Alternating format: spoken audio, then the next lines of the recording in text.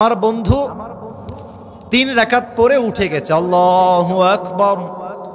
কিন্তু আমাদের ওই মসজিদের যিনি সভাপতি ছিলেন তিনি ভেবেছেন 4 রাকাত হয়ে গেছে, হুজুর মনে হয় মিস্টেকলি উঠে গেছে।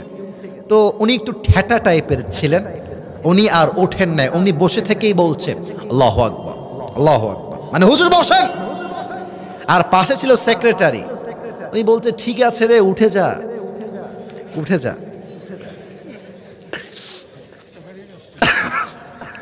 মুয়াজ্জিন কত মূর্খ, মুয়াজ্জিন সাধারণ মানুষ তো, বলছে আমার মনে হয় 4 রাকাত হয়ে গেছে।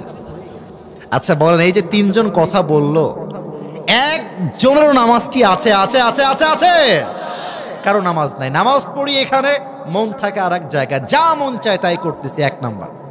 নাম্বার 2, আল্লাহ